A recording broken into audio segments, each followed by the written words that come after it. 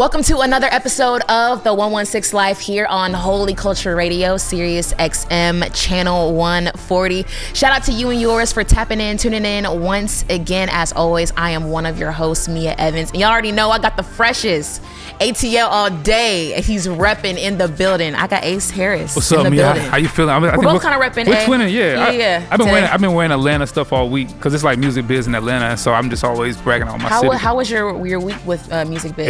It was great. It was like, man, a lot of networking. Shout out to Portia, all the people at Music Biz. I think it was just good to have the conference in Atlanta because, yeah, I mean, this is where a lot of culture happens. A lot. So yeah, we just it was great. I'm just a little tired, honestly, but I'm pretty good. We have a great guest this week, and this was all you. This is all you. Man, we tried it, man. Look, this is literally one of my best friends, one of my favorite people in the world. Yeah, I'm just so excited to have you here. Shout out to my boy Shema Sak Pase. What up? What's up, man? Thanks, Ace. How you feeling, man? Still feeling great, man. To be honest with you, I'm really energized. I didn't do my kettlebell workout this morning, but I'm just energized on life right now. I'm hyped. That's good, man. That's good. I know you were a part of the functions that were happening around Music Biz Week. What were your takeaways, your highlights from this week? I came in not really knowing what to expect. You know, when Ace hit me up about it, I think for like 2 weeks I kept asking him like, yo, so like, should I bring a book bag or should I didn't know really what to expect, but it was a super informative. I also saw it was a great opportunity to kind of bridge two worlds that I think sometimes sit at opposite ends of the conversation, which is the business and the function of business. But then Ace wanted to bring a more creative, comprehensive, conversation and dialogue to figure out how to integrate, both worlds. So it was super dope. It was super dope. I'm definitely down to do it. No, continue for sure. to do it again. Yeah, I think it's good, like having. Even like having Reach Records represented in those spaces, like music. There's the music business is like thriving right now. There's so much growth, money happening. So I think now when that happens, you want good people, integral people, to be part of those conversations, making sure that the music business is being held accountable to the standards that reflect fairness and all that good stuff. But yeah, speaking of music business, man, you have like a very extensive resume. We ain't got to get all into it because I think it will take probably the whole episode. But yeah, your connection with music is like very diverse. I mean, hip hop to R&B to pop to Rihanna to Jay-Z to Lecrae to Andy Mineo. Like talk about how'd you get started in music, bro? Well, I grew up playing music in church, and that started because I was taking like piano lessons, and when we first started, I think the weekly fee was like $9.75. Oh, hold on. Oh, that's a week. That's great. The problem was every week they kept increasing it by like 75 cents. So by the time it got to $14 or $15, my parents was like, "Yeah, dog, like you're gonna have to start figuring out how to play things on the radio, or just you're gonna start playing in church." And so I ended up, spending the week learning how to try to figure out how to play songs that are on the radio, and then playing in church. And then that kind of evolved into me trying to put like a group together, like at the church. And then when I was in middle school, this is when like the music business part came in. Two of my really good friends, they were rappers, and I was like, "Yo, y'all should like record these songs on a cassette tape." And then they did that, and then I played it on like the school morning news. And by lunchtime, they were like popping, and I was like, "Yo, y'all should like dub the cassettes and sell them." And then by the end of the week, they started making money. And then that's my first time getting burned in the music business because I make no money off that. You know what I mean? I got burned right then. But that was my first, I didn't know that was music business, that I was doing. And then I eventually, I felt like I was like, compelled to that space. And then I remember like in high school, I wrote this like internship letter on me wanting to work at Def Jam. And crazy. Then I went to Michigan State and I went and tried to become a college campus rep. I actually For Def Jam? For Sony. For Sony, okay. And then so I got the position, but my college roommate took me to a recording studio for the first time. And I think that weekend I called my mom and was like, yo, I'm dropping out of school to go to Full Sail. Dang. And her Haitian, as a Haitian immigrant mother would, she thought I was crazy. Dang, I didn't know. I mean, this is new information to me. I didn't know. Like, tell me, what was your parents' drive to put you in music? Was it your asking or them seeing something in you that made them say, hey, we're going to put you in piano lessons? They needed a free keyboard player at church. Yo, shout out all the immigrant. You know what I mean?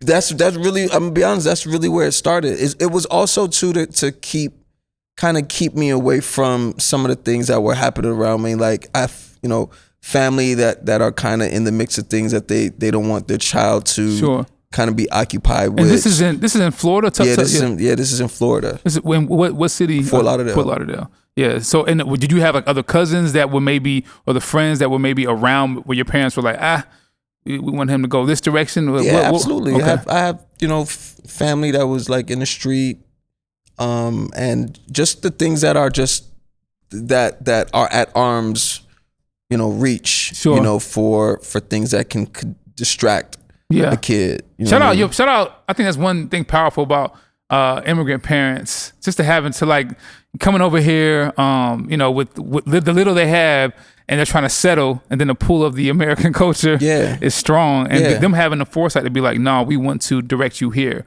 so we're gonna do what we can. I mean, for them, the opportunity to become either a doctor, lawyer, or engineer, which for some reason is the universal occupation for every immigrant in the world. Those are the only options. Those are the only three options. Yeah. I remember being really young and looking through my mom's like nursing books, and at one point, like I was convinced that like, I'm gonna probably have to be a doctor, but I was also the most progressive thinker, and I was very much rebellious in the sense of like questioning everything, and I always saw past what my circumstance was. And so for me, once I went off to college and saw the opposite of what they were trying to kind of, So you saw that recording studio, you was like, yo, the crazy thing is, so I go into a recording studio for the first time, and then the engineer was like, yo, how long have you been, in a recording studio, or what recording studio do you work out of? And I was like, I don't work, it's my first time at the studio. And he was like, yo, you are extremely natural in this space. Like, you seem very comfortable, and it seems like you've been in this space for a long time. And then I recorded my first song, and after that I was like, yo, this is what I want to do. Like, this is my thing. And then I went to Full Sail. Full Sail was in Orlando. Orlando, so closer to home in some respects. Yeah, closer to home. But even Full Sail was one of the greatest experiences because, your parents as immigrants, they're not really prepared. They tell their kids they want them to go to college, but really they ain't really prepared financially for me to go to college. So we got all these student loans, and for some reason, like after the first 6 weeks, the financial aid people was like, yo, your student loan paperwork ain't it. You know what I'm saying? So then I was like, oh, then I filled out more paperwork, and then the loan came back again. And so they put me on, I was approaching like the financial probation thing. Yeah. But then I realized that it take them about 6 to 8 weeks to find out that this loan about to be denied. So I just kept doing it until I went to class one day and my key wasn't working. And then then they were like, yo, you can't go to class. But this is actually like a real faith story for me, because every day the security guard would come and take me out of class. Oh my God! In front of all your bro, was getting but I also figured out that Yo, the instructors, my name wouldn't be on the attendance because I'm on financial probation. So I would always go at the beginning of the class like, yo, for some reason they keep messing up my name. They ain't got my name. So they make sure they wrote my name on the paper every time. And then I think it started to click that, yo, you bro ain't got no money. So they for sure found out I had no bread. And then the security guard would come and take me out of class. And he was actually embarrassed for me. And I remember one day he was like, yo, man, I don't want to really have to keep doing this, but I gotta do it. Like, why are you still coming to class? I was like, yo, I came here for one reason, and you're gonna have to earn your check and come and get me out of class every single day. And every single day he came and got me out of class, but I kept all of my work. So at the end of the year, I went to the financial, to the counselor. I was like, hey, yo, so I want to figure out how to pay for my diploma. And they're like, what you mean? I was like, yo, I've been on financial probation. And they looked in the thing and they was like, nah, you haven't been enrolled since whatever.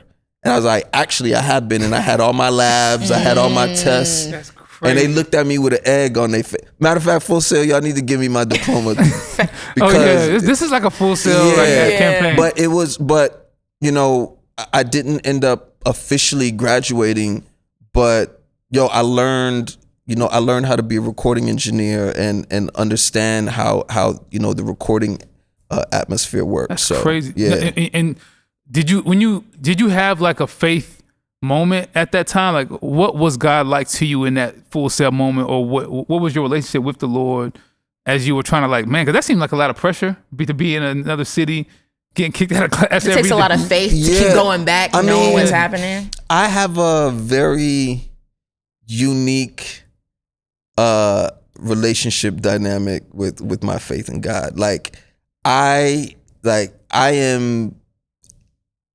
just have a lot of faith, and it's rooted in boldness, and being very like audacious, but then also being like, y'all ain't about that for real. Like, I'll take it as far as I need to take it, not because of me, but just because I really believe that God has purposed me to be here. I had, when I was younger, I was like, in the hospital, and I had like this very like spiritual thing that happened that really affirmed to me that God wanted me here. You know what I'm saying? Like, I was in the hospital for weeks. I had like pneumonia, and it was like, there was like witchcraft in the thing, and so I got my deliverance from that. I'm not afraid of anything. I'm just not. When you feel like God really took you out of death, then it's really hard for anybody to scare me.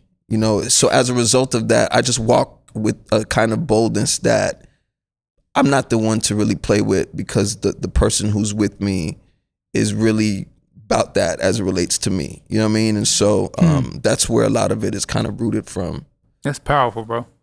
That's powerful. Yeah, I feel like I want to kind of pick up on your story when we come back, just about that music journey after college and how faith was a part of that, or how it wasn't, and how you kind of had to, how carried that.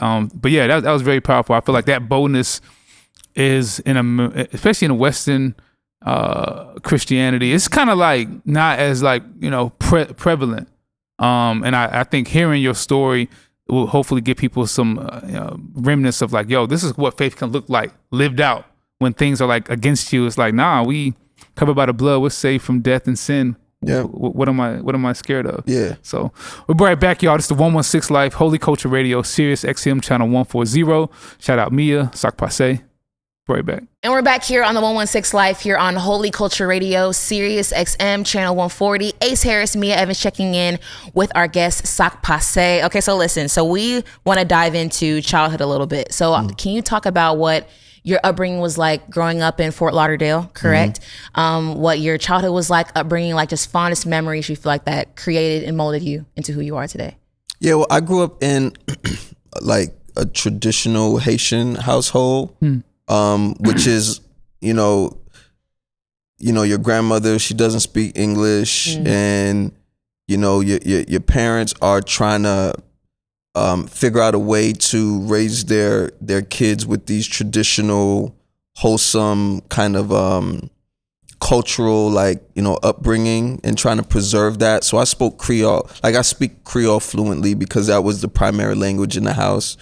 But then also, you're also immersed in like American culture, right? Because I was born in the States. So in the house, it's Haitian all day, and then you walk out the house and it's like, yo, I'm listening to Junior Mafia, I'm listening to Mobb Deep, I'm listening to, Uncle Luke. But then as soon as I get in the house, we're listening to Zouk Compa, we're listening to like Julio Iglesias, Bob Marley. So there was a more international experience. It was almost like a Haitian embassy in my house. That's crazy. And then, you know what I mean? But my dad was a pastor, and he's, he had like churches, and so I'd be on like the first bus to the church at 7 a.m. But then you there all day long, and then what I'm saying, that's all of us. It's, and then you're there for Wednesday Bible like midweek, and then Friday prayer, and then Saturday you really spending all day prepping for Sunday. But then it was very much, I appreciate the fact that my parents allowed enough space for me to kind of figure out how to navigate both worlds without having to it be so lopsided. And speaking of balance, were they the kind of parents that kept you from like mainstream culture or sheltered, or what was their position on some of that? Yeah, well, the funny thing is for them, because they looked at the States as a place of opportunity, right? America is a place of opportunity. And so they wanted to steer me away from all of like the pitfalls that just people in my own community would fall to, which is whether it be like hustling or just like all of the things that aren't just the most savory things, right? So I was in basketball and soccer and baseball, and music was the thing that kind of just seemed to just be consistent. But like growing up, one of the biggest insults, and I could never understand it, because you'd go to school and then they clown Haitians all day, but they don't realize like in my household, the biggest insult was to be considered an American. So it's like, if I was like, cutting up, they'd be like, yo, you acting like an American. But I looked at it as like, yo, you're not taking advantage of the opportunity that you have ahead. That was their perspective. But then I also understood a lot of my friends in the community, they're just marginalized people. Sure. So to some degree, the Black American experience was one of an immigrant, because they don't feel like they belong here. Facts. And then here I am, Haitian, and it's like I don't belong in the same community as like the American kids, because they calling you all these kind of names. And so the West Indian community was my community. You know what I mean? I grew up around like Jamaicans and Trini and just the Caribbean. I think there is something powerful about the immigrant story, the first generation American story, where the drive to embrace opportunity. Not to say that Americans that are here do not have it, but the immigrant drive is just a little different, and we see that reflected in like data and like income. Talk about how you guys came here, and then over time, I'm assuming, there may be some people that were in that same block that you were, or the same neighborhood, who maybe have been there for generations, and y'all come in your first generation, and you seem seemingly not surpassing, but taking advantage of the opportunities in a different way. Talk about what the immigrant drive is like that makes that a little different. Yeah, so for me, I'm first generation, so you'd hear the stories of how, your parents, what they had to do in order to just get books. You know what I mean? Like, it was a privilege, like, to be educated and to have books and clean, school uniforms was a big thing. So now they're looking at you as, yo, you have the privilege and the luxury to go to school. You have the privilege and luxury to have books. No, I'm just talking about like my parents within the Haitian culture, right? So they're looking at it. So when they have kids in the States, they're like, yo, how dare you not take advantage of all of these luxuries? Yeah. You know what I mean? Like, everything is a luxury. everything is an opportunity meant for you to take advantage of, to put yourself in the best situation. For sure. And in the Haitian culture, it's like if I'm standing at a bus stop and a car jumps 2 mediums and hits me, in Haitian culture it's like, it's your fault because you shouldn't have been not paying attention. You know what I mean? So there's a real sense of like accountability, for sure. Where it's like, yo, you are responsible for your outcomes and your decisions reflect those outcomes. And so for me, it's everything is a win-win for me. There's no excuses. I think that's powerful because when I fast forward to the things you kind of accomplished, you're probably one of the most driven people I've met and know, but you're also driven with purpose, which sometimes in music business, you get people that are driven, but the purpose part be missing. And so, I mean, you're leaving Full Sail. I mean, fast forward, you're multi-platinum producer, A&R record label, all that. But talk about the journey, bro, of like leaving Full Sail, going to LA, coming back to Atlanta, like just taking that same drive and kind of finding your way to in the music business that garnered like a lot of success. Talk about that space. I know it's a long story, but I just want to... so once I left, Full Sail, I moved back to Fort Lauderdale, and I was working at this telemarketing agency. I was working at AT&T, right? So there is where I met Verse, like the introduction, when you have like the sticker and everybody raises their hands and says like, hey, I'm Sham, and then, I like to make music on my spare time. And then Verse gets up in the same room, is like, oh, yo, I like to make music too. And so then I meet Verse, and now we're, during work hours, we're talking about music the whole time. And then that evolves into like me going to his home. And it was so crazy because the first time I went to his crib, he had this like giant recording system in his living room. And he had like all of these sound modules. And I was like, oh, he's really into music. But then, I was trying to like produce beat tapes in the community to sell beat tapes. Cause I was like, yo, I'm starting a record company with my high school friend C's. And so, I started a record company, but I had no artists, but I just had beats. And then you find a local kid and he's like, oh, he raps. And then, one day C's hits me and he's like, yo, I'm on Yahoo Chat. This guy want to start a label, and he's based in LA. And he calls us and is like, hey, I'm really trying to start a record company. And he was obsessed with Murder Inc. So he just wanted to just recreate that. And he needed a producer. And I end up getting up and just moving to LA. Crazy. For this guy who had this dream with the record company. And then, me and Verse just worked and grinded. Right. And like Verse, Verse, but Verse is he's like a brother to me because he when I moved out to LA, the head of the indie label that I was working with, I was like, yo, you need a writer, and Verse is the best writer that I know. And so Verse came out to LA with just like a carry-on suitcase, and we might have written like 7-8 songs within the 4 days. And then MJ, who was running the indie label, was like, yo, if you want to stay, he can stay, but you're gonna have to cut your salary in half to give to him. And I'm like, okay, cool. It's still a win to me. And Verse never went back home, to the point that after a year we sent for his mom to come in and stay with us. And that's crazy. I mean, you're the music business grind. I mean, I met you like a little bit after that. Yeah. In Atlanta, working with Toronto, Rock City, Artist Factory, and making records. And then, I mean, you always had a unique, because I mean, transparently, I was in a space where, as I started to grow in my faith, me and you connected because I felt like there were in the industry, like being a Christian wasn't, or being a public Christian. Yeah. A one that really loves the Lord and is pursuing him. I connected with you because I remember being in those sessions, those studio sessions, and I felt like the dominant force in those cultures, in that space, was not necessarily one that was edifying. Yeah. Not to say those were all bad people. Yeah. It was just I was like, yo, this is a kindred spirit here, and me and you just connected.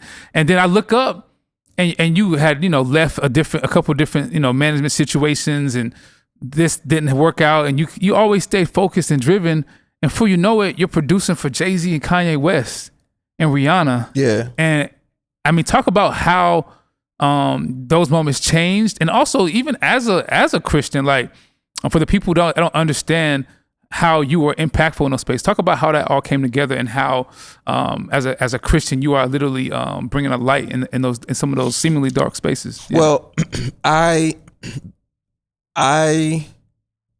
believe that the kingdom is a lot more expansive than the experiences that people deal with on a day-to-day basis. Sure. And to me, I think like the biggest pop star in the world is Jesus to me, because it's the one, it's a fixture that everyone, regardless of what you believe or don't believe, it's like the most like recognizable name, right? And so I never understood why, Christians would have this box to put Jesus in when Jesus is really like the most poppinest person, there is, right? And so I always wanted to think out. I always felt like it was bigger, right? And so I also knew that it doesn't make sense where, influence only stems from affluent people, but we're never in the room to be the influence. So I always said like, for me personally, I wanted to be the best that I could be to represent, my experience and my version of my faith. You know what I'm saying? And the only way that happens is if you're in a room where the most affluent and the influential people are. You know what I mean? So I carried it because you never know if you're the only Bible experience or Christ experience that somebody gets. That's true. Whether it be forgiveness or compassion or just having a heart, being heart forward, you just never know. And so I wore it as like, I wore the hat of, you never know if this is someone's last opportunity at life or life decision or, completely changing trajectory. What if my whole purpose in existence is in this moment and I don't represent what I believe personally? Sure. You know what I mean? And so, and it's modeled differently, but I just feel like sometimes your life is the only Bible someone might ever get to experience, and it's a responsibility. You know what I mean? And so for me, but then I also knew my life was purposed. Like it was purpose, which means everywhere that I step foot in, I look for God to show me what the reason is. And I always believe whatever room I walk into, there's a blessing for someone.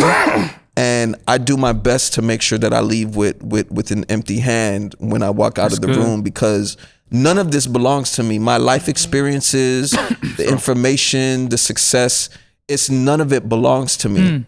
And so I go in with the mentality like, I have to manage this the best way that I can.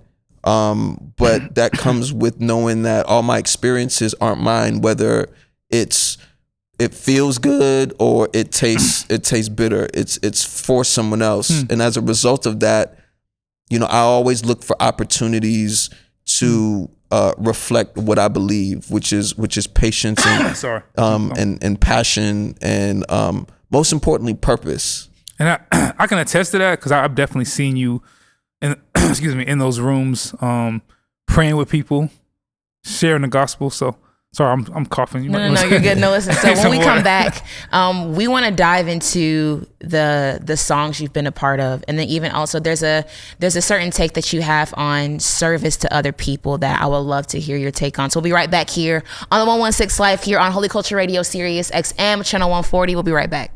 Welcome back. This is the 116 Live, Holy Culture Radio, Sirius XM Channel 140. After rudely interrupting Sak Pase during a sentimental segment of coughing all over his testimony, I'm back.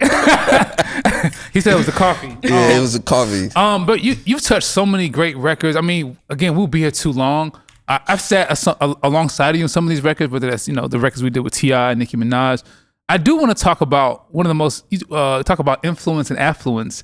You work with arguably the most influential hip hop artists of all time. I mean, not like send a beat. Like you literally were in the room in Paris during the making of Kanye's Yeezus album. Yeah, which to many in the faith, there were so many complicated messaging and songs and sentiments about that record that made Christians uncomfortable. Yeah. But it literally was a polarizing, disruptive project. Talk about being in Paris with Ye in those rooms working on this album. And like in comment section, y'all chill, okay? Go ahead, bro. You definitely forgot to add most provocative. Provocative is probably... Yeah, he's a provocateur. Yeah, influential. The influence has downgraded to provocative at this point. We praying for you. Yeah, if you ever listening. So it was actually, I remember getting a call to go work on Yeezus in Paris, and I remember, when I touched down, you're just going through like some of the ideas they started working on, and I remember one of them was "I Am a God," and it was like so funny because, obviously, like my faith is at the center of everything. So you got this song that's like saying, "Yo, I am a God," and if I got my Bible thumping hat on, then you immediately start, "What? This is sacrilegious and blasphemous or whatever." But at that moment, I remember sitting down. I was just asking Holy Spirit, to just like lead me to not respond and react out of my own personal ego, trying to like tell this man that he tripping, because I think there's always an opportunity for God to reveal to you your plan if you allow his reasoning for putting you in the room to lead. And so at that point I just felt like the Holy Spirit was like, yo, you're not here for that. You're here to be in the room, because it wasn't about him.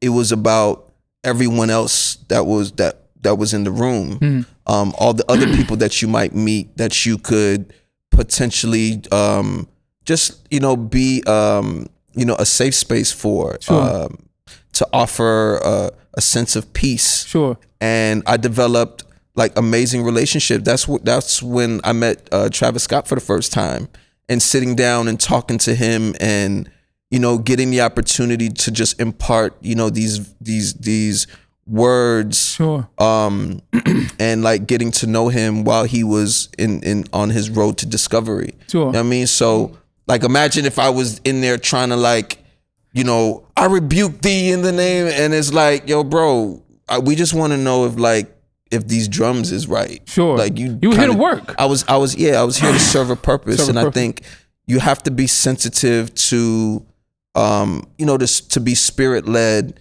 so you don't go in thinking it's your job to like convert everybody in the room. Because at the end of the day, I'm not the one converting anybody. I'm not the one preaching to anybody. It should always be spirit led and driven. I think Propaganda, shout out Prop, who he dropped an op-ed about that song in the height of the blog era 2014, 2013, and everybody was chiming in, all the Christian media, about how that song was so polarizing, which of course, it did make you like, what the... He wrote an op-ed called "I Am a Kanye," meaning Ye's saying it, we are doing the same thing, just not expressing it verbally. Yeah. So while Ye is in some regards saying "I am a God," which is very problematic, we're not saying it, but we're acting like we're God, and the life that we live and the things that we do. Yeah, but I also think that if you go to scripture, it might have been more digestible if he says, "I am in his likeness," or "I am created in his image." Then it would have been a lot more like, palatable. Sure. But the truth is, like Christ was disruptive. You know what I'm saying? Like he said things that had everybody in an uproar. So though, the language and the perspective on like the human level might have been a disconnect, the truth is, yo, when I sit down and I'm having Bible study with my kids, the first thing that I'm leading with is you're created in God's likeness, which means that you are who he says you are. Facts. And if any got a problem, and I tell them, yo, if anybody has a problem with who God says you are, that's their business. And I love that, because to get on a hot take, we in Christian culture, we start the gospel message too much starts with the fall of man, and it needs to start with the creation of the earth and then God creating us in his image first. Yeah. He created us, loved us, and then we fell. Exactly. We didn't fall. We didn't start at the fall. We didn't start at the fall. We are made in Christ's image. That's the first, that's the primary foundation. I think I've seen a lot of people their doctrine starts at the fall. Yeah, and it's what it does is it creates this identity dynamic where it's like you start off like, yo, I'm not worthy.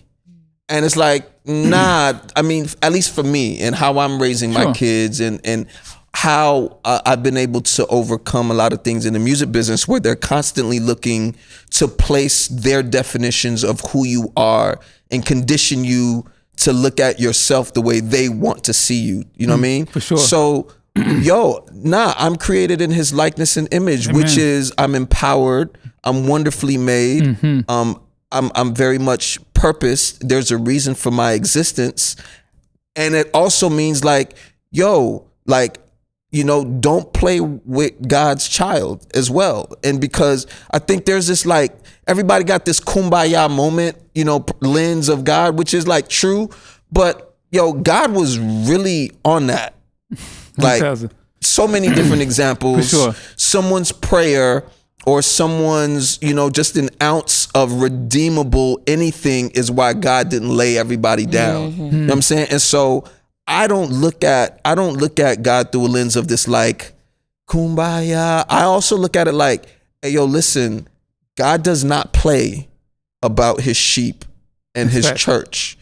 And that's an identity thing. If we looked at, our purpose and our callings as firm and as proactive and aggressive as the person who, wrote it all down, then I also think that we'd be a lot more bold and we wouldn't, this whole meek, weak, last, overcome is they're you're supposed to slam dunk everything. You're supposed to walk in and be bold. You're supposed to know that, I'm here in God's name. I'm purpose.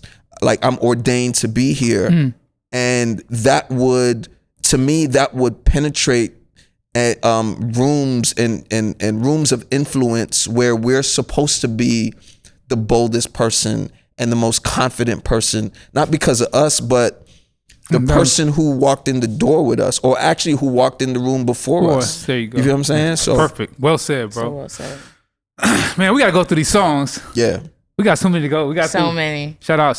By the way, New Slave is one of my favorite records on there on Yeezus album that you worked on. So, but let's talk about this record that I think changed my life in a lot of ways. Yeah. Changed this building's trajectory. The well-known Coming In Hot. Yeah. Talk about the little engine that still keeps going. That song gets synced every week. Let's talk just quick couple words about that song and how it came about and how what it's meant for you. It's actually, to me, it's God's biggest comedy punchline in my life.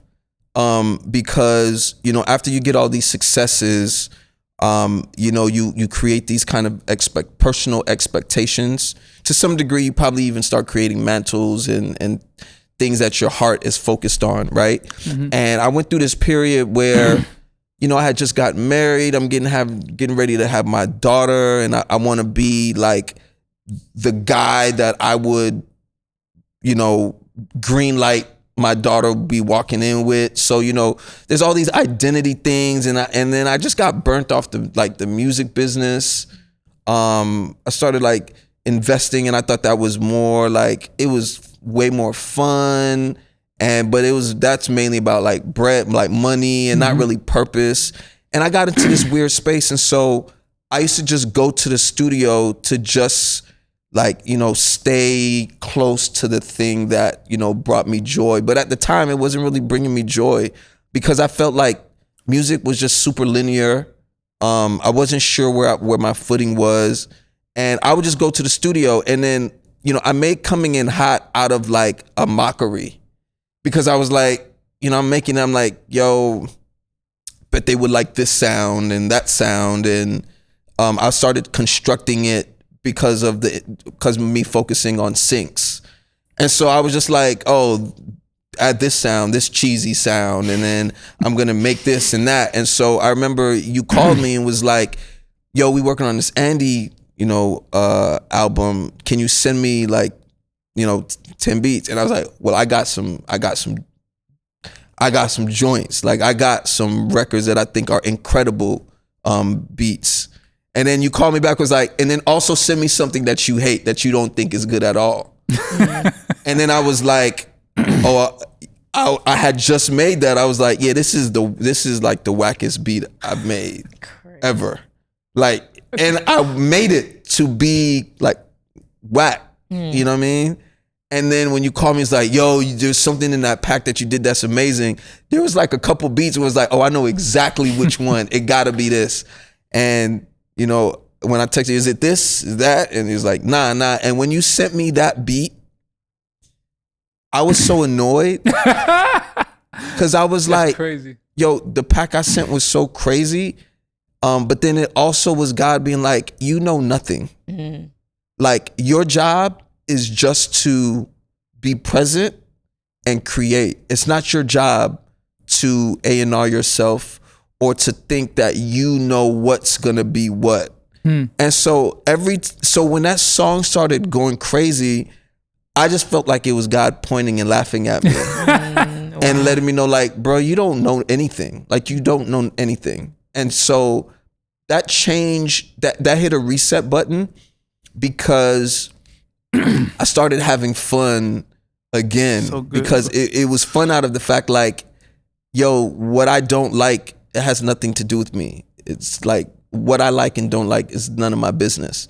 And that's when I started getting into art because I started realizing like you go to these art galleries and you look at this painting and the creator does not care that you paid $50 to enter this museum. Like he just was there to express himself and get, just be a vessel.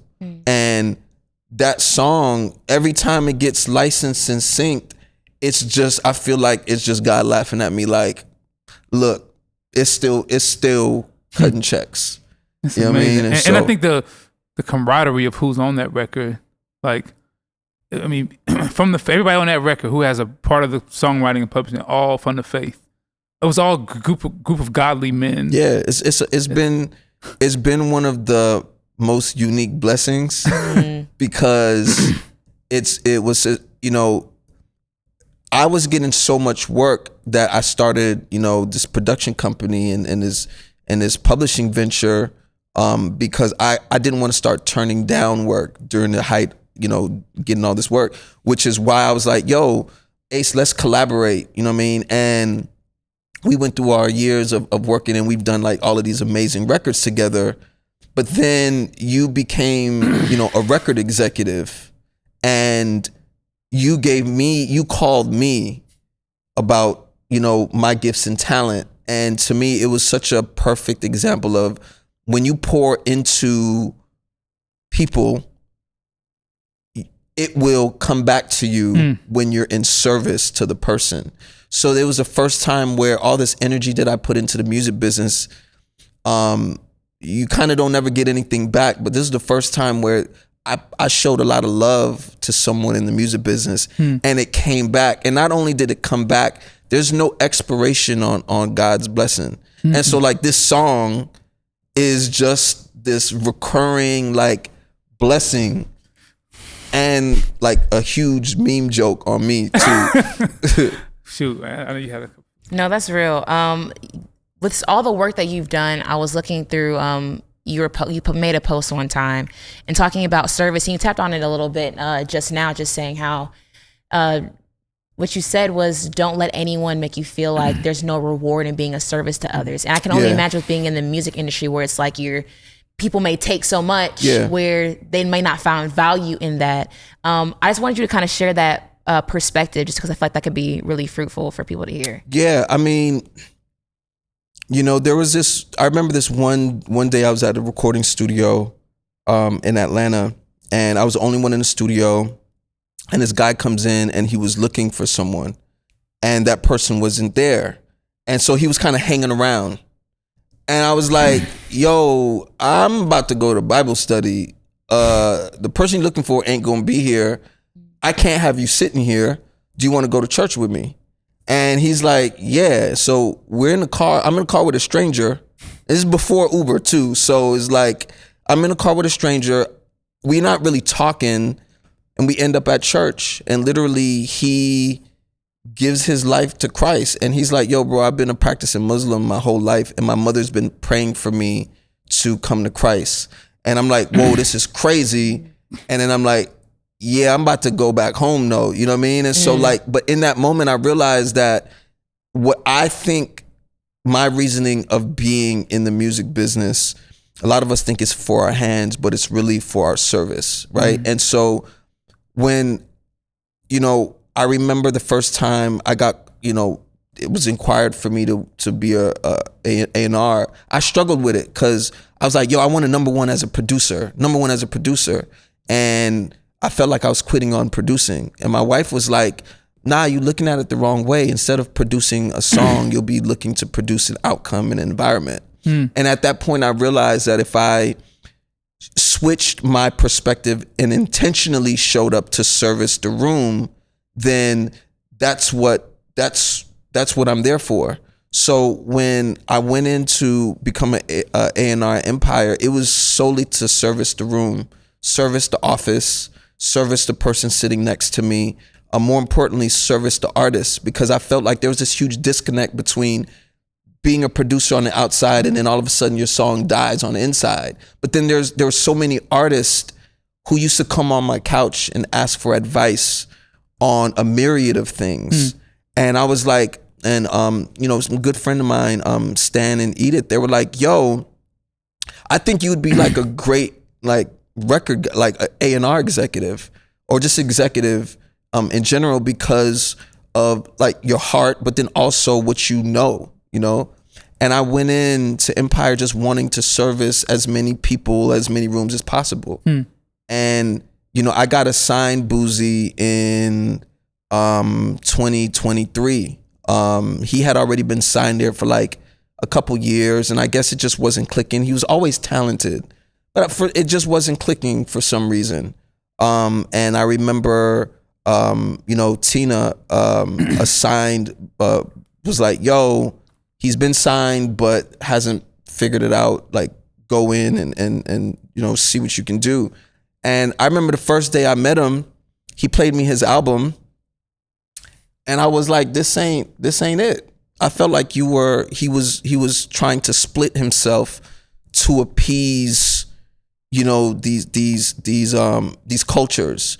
The culture that he's supposed to be associated with is like, he's 6'4" with Wicks, he from the South. He's supposed to be like this super rapper, right?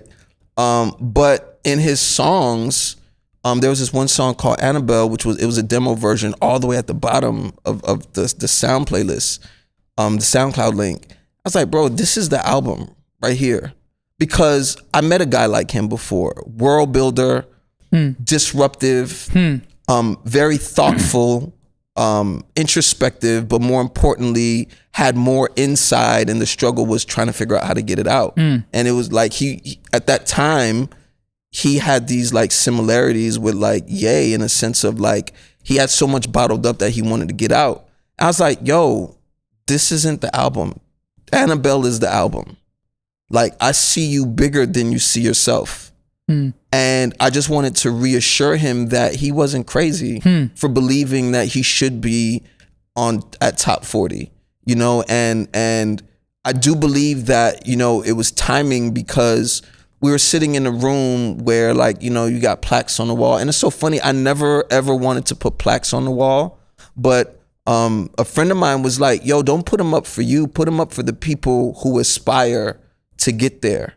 And, you know, we was at my studio, and I do believe that because I had spent so much time succeeding with the biggest artists in the world, I also became someone who can recognize these very special things.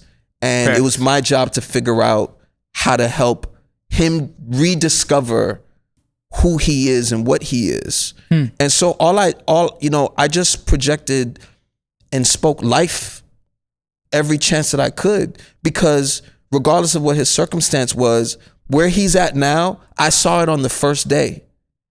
I just knew it. And I always feel like God's never lied to me. And he's blessed me with having these specific instincts on recognizing things, even though sometimes it might be 4 years ahead of its time, right? But I was there to, remind him and rediscover how brilliant he was, how special he was, how he didn't need anything, how everything that he actually needed was already in him, and he's just got to believe. And I just handed him the keys to my studio. And, I set up sessions not necessarily to get songs out of them.